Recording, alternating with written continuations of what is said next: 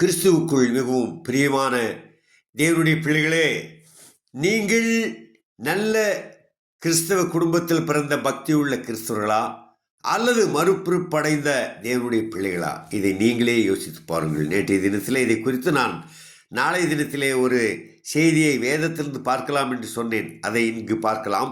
மத்தேயு 25ஆம் அதிகாரத்திலே 1 முதல் 13 வசனம் முடிய நாம் அதை படிக்கலாம்.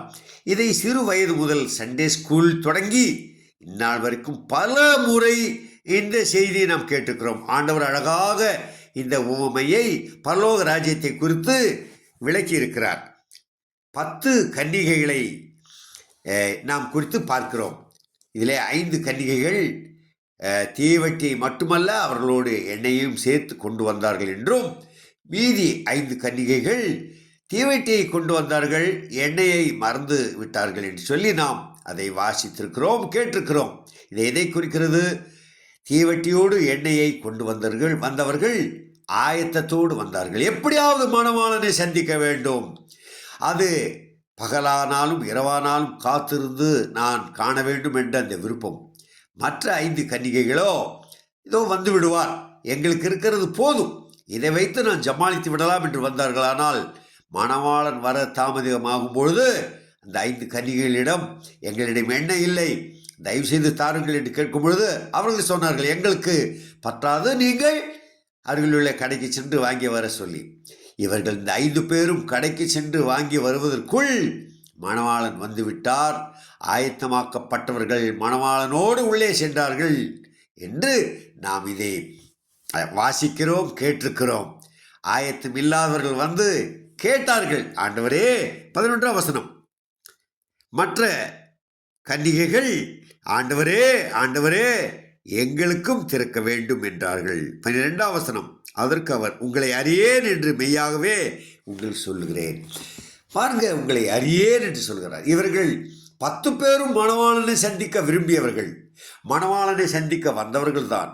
ஆனால் 5 பேர் தகுதி உடையவர்களாக அந்த மணவாளனோடு சென்றார்கள்.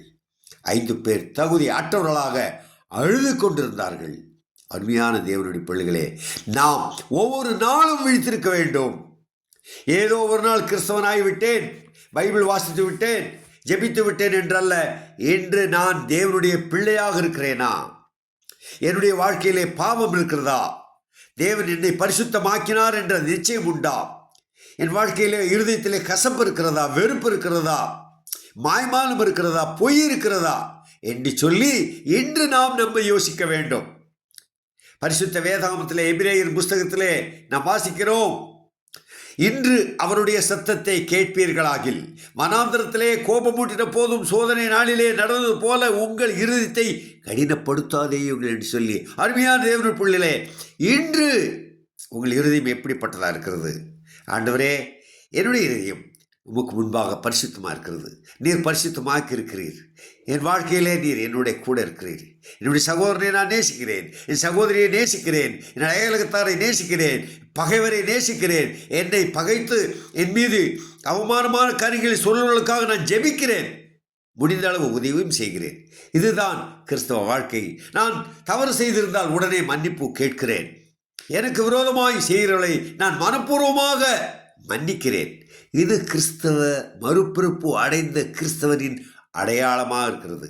இந்த அடையாளத்தோடு நீங்கள் இருக்கிறீர்களா என்று இன்று 15 மாதம் 2026 வசனம், அதாவது இந்த ஜனவரி மாதம் 2026 வசனம் 15ஆம் தேதியிலே இன்று நான் அப்படிப்பட்ட மகனாக இருக்கிறேனா என்று உங்களை நீங்களே சோதித்து பாருங்கள். தேவன் தாமே உங்களை ஆசீர்வதிப்பாராக. தேவனுக்கு சித்தமானால் நாளை தினத்தில் ஒரு புதிய செய்தியோடு நாம் பார்க்கலாம். அன்புள்ள ஆண்டவரே, இந்த செய்தியை கேட்ட உமது பிள்ளைகளோடு நீர் பேச வேண்டுமாய் ஜெபிக்கிறேன். உமது பிள்ளைகளாக நிச்சயத்தோடு இருக்கிற பிள்ளைகளுக்காக ஸ்தோத்திரம்.